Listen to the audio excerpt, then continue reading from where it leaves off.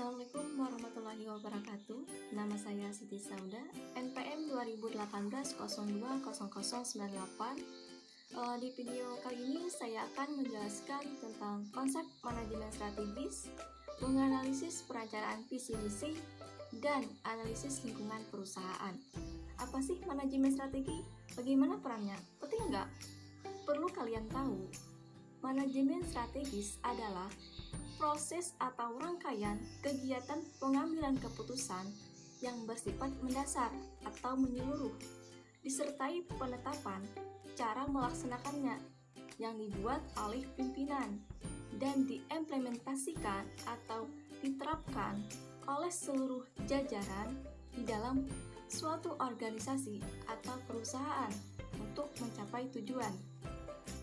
Artinya, perusahaan tersebut harus membuat taktik atau cara dan dilaksanakan agar tujuan perusahaan dapat terlaksana atau dicapai. Misalnya, caranya dengan membuat suatu produk yang menarik atau unik, memberikan pelayanan yang baik, lokasi pasar yang bagus atau pas, sehingga tujuan dari suatu organisasi tadi ingin memaksimalkan laba bisa tercapai. Oleh sebab itu, peran dari manajemen strategis ini sangat penting di dalam suatu perusahaan guna keinginan perusahaan tadi bisa tercapai dengan baik. Menganalisis perencanaan visi dan misi. Visi itu adalah cita-cita yang ingin dicapai oleh suatu perusahaan di masa mendatang. Sedangkan misi adalah penjabaran secara tertulis visi agar para staf itu mudah memahami dan mengerti dari visi tadi. Setiap organisasi itu mempunyai tujuan dan alasan yang unik dengan keberadaannya. Keunikan ini biasanya dicerminkan dalam visi misi. Pernyataan misi yang baik itu biasanya mengungkapkan pelanggan, produk dan jasa, teknologi, pasar, pemikiran untuk bertahan hidup, pertumbuhan dan keuntungan, pemikiran untuk karyawan, pemikiran untuk publik atau masyarakat, dan perusahaan. Ada beberapa tujuan dalam penetapan misi ini, yaitu 1. Mencerminkan sesuatu yang ingin dicapai perusahaan. Yang kedua, memiliki orientasi pada masa depan perusahaan. Yang ketiga, menimbulkan komitmen tinggi dari seluruh jajaran dan lingkungan perusahaan. Yang keempat, menentukan arah dan fokus strategis perusahaan yang jelas. Yang kelima, menjamin kesinambungan kepemimpinan organisasi perusahaan. Adapun cara merumuskan misi yaitu dengan perhatikan dan pelajari pebisnis sukses merumuskan visinya, usaha apa yang Anda lakukan saat ini, mengapa Anda mendirikan usaha tersebut, akan dibawa kemana bisnis Anda nantinya. Bayangkan bisnis Anda ke depan sekitar 5-29 tahun mendatang. Bagaimana perkembangan usaha Anda nantinya, barang dan jasa apa yang akan Anda jual sekarang dan nanti, apa cita-cita dan tujuan masa depan pemilik usaha rekan bisnis Anda, nilai-nilai dasar, aspirasi dan persepsi seperti apa yang Anda perjuangkan nantinya.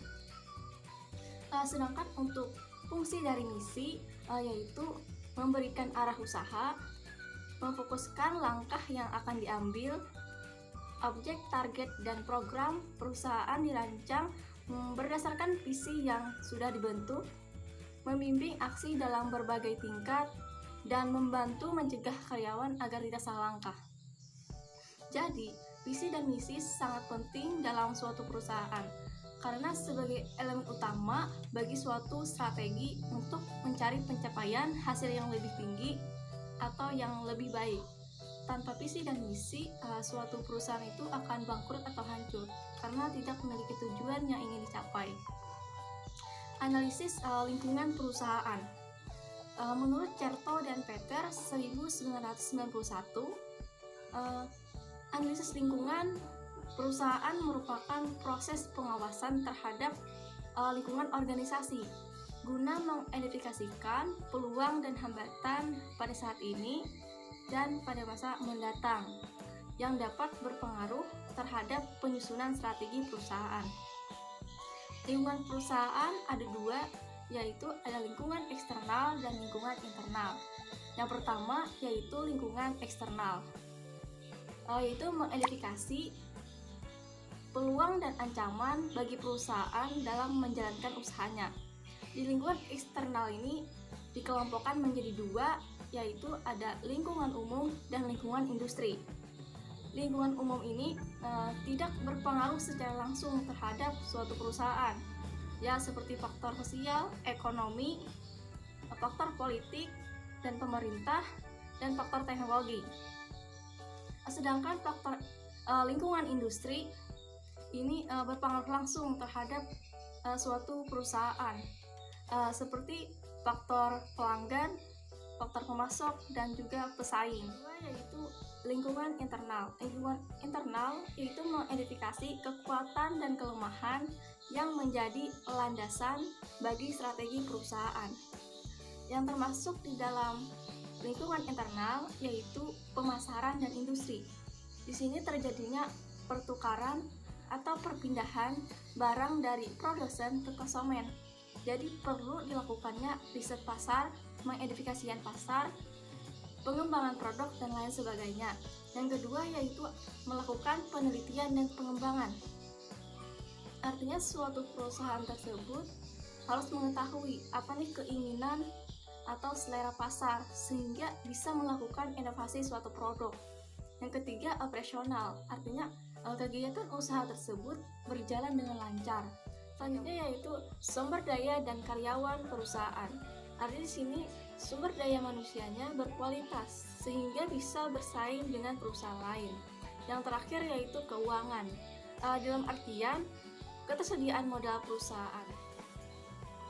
Dengan dilakukannya analisis lingkungan, baik itu internal maupun eksternal, organisasi tadi akan mengetahui kekuatan, kelemahan, peluang, dan ancaman yang akan dihadapi oleh perusahaan.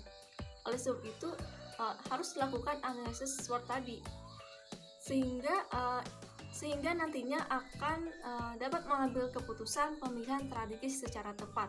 Oleh karena itu, pemahaman mengenai lingkungan eksternal maupun internal organisasi itu sangat penting, sehingga pihak manajemen akan dapat menyesuaikan strategi yang diterapkan di lingkungannya, yang nantinya akan mendukung kelangsungan hidup perusahaan dalam jangka panjang.